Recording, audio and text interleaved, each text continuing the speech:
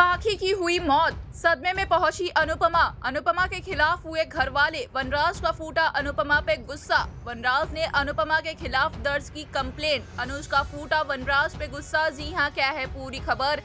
आखिरकार कैसे हुई पाखी की मौत और इसके पीछे किसका है हाथ। अनुपमा के लिए क्या कुछ बड़े फैसले लेते हुए घरवाले आएंगे नजर और अनुज अनुपमा क्या कुछ बड़ा फैसला लेंगे, चलिए आपको सारी बातें बताएंगे। लेकिन उससे पहले बता दें कि ये सारी बातें बेबुनियादी नहीं है। ये सारी बातें ऑन लोकेशन शूटिंग के दौरान पाई गई खबरों पे आधारित है, यानी कि अपकमिंग ट्रैक में आपको कुछ ऐसा होते हुए नजर आ सकता है। तो जरूर से ही इतनी मेहनत के लिए वीडियो को लाइक, चैनल पे नए हैं तो चैनल को सब्सक्राइब और पास खड़ी घंटी बटन को दबा दें ताकि ऐसे और तमाम खबरें आप तक सही समय पर पहुंचती रहे। तो चलिए वीडियो की शुरुआत करते हैं, जहां पे हम आप सभी को बता दें कि पाखी के लिए जहां सभी घर वाले परेशान होते हैं, इकट्ठे हुए होते हैं। शाह हाउस के मेंबर्स और कपाड़िया हाउस के मेंबर्स सभी एक दूसरे पे दोषारोपण करते हैं। अनुपमा को कोई दोषी ठहराता है तो कोई अधिक को तो कोई रोमिल पर दोष लगाता है। और इसी बीच में अचानक पाखी के लिए एक फोन कॉल आता है, जिसे सुनकर सभी शॉक्ड हो जाते हैं। समर को एक फोन कॉल आता है, जिसमें समर वो फोन कॉल उठाते हैं और समर के पैरों तले जमीन खिसक जाती है। समर उस फोन को नीचे फेंक कर तुरंत पाखी का नाम लेते हुए भागते हुए चले जाते हैं, जिससे सभी को यह मालूम हो जाता है कि ये पाखी से रिलेटेड फोन कॉल है।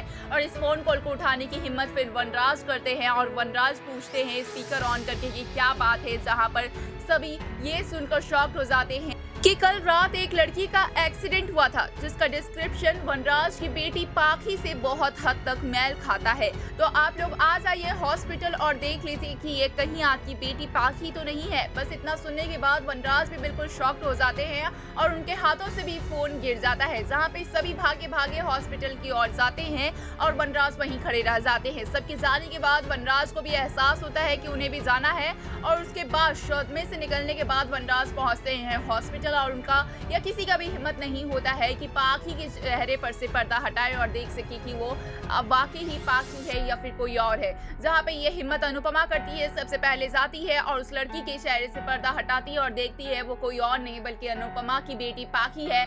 और ये देखकर बिल्कुल शॉक्ड हो जाती है अनुपमा और बा को गले लगाकर जोर जोर से पाखी का नाम लेना लगती है, जिसके बाद सभी को मालूम हो जाता है कि ये कोई और नहीं बल्कि पाखी है। ये पाखी की डेड बॉडी है, जिसके बाद सभी का गुस्सा फूटता है। सभी बिल्कुल शॉक्ड हो जाते हैं। घर में पूरी तरीके से मातम का माहौल होता है और इसी बीच में जब सभी का रोना धोना बंद होता है और अनुपमा लगती है वनराज के गले, तो वनराज अनुपमा को धक्का मारते हैं और बताते हैं कि वनराज की बेटी पाखी की मौत की वजह सिर्फ और सिर्फ अनुपमा है, क्योंकि अनुपमा ने पाखी पे इतना ज्यादा प्रेशर बनाया। पाखी मना करने के बाद भी, बार बार वार्न करने के बाद भी अनुपमा की वजह से ही पाखी ने ये कुछ कदम उठाया है। अनुपमा उसकी पर्सनल लाइफ में इंटरफेयर करती रही। भले ही ये एक एक्सीडेंट हो, लेकिन ये एक्सीडेंट होने की वजह यही है, अनुपमा ने ही पाखी को स्ट्रेस दिया था, जिसकी वजह से वो रास्ते में बेहोश हुई और उसका एक्सीडेंट हुआ है। और अब वनराज की साइड बा और सभी घर वाले भी हो जाते हैं, जिसकी वजह से कहीं ना कहीं अनुपमा अकेली पड़ जाती है और चीख चीख के कहती है कि उसकी वजह से पाखी की डेथ नहीं हुई है, पाखी इतनी कमजोर नहीं है। और वनराज पर दोषारोपण करती है कि आपने तो कभी अपनी बेटी का साथ तक नहीं दिया। जब उसकी बेटी को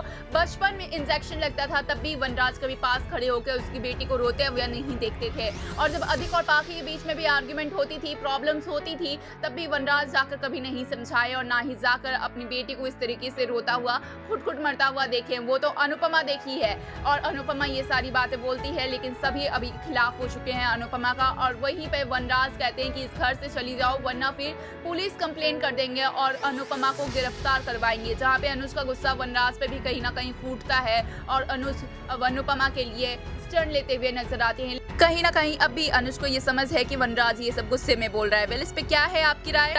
कमेंट्स के जरिए जरूर बताएं।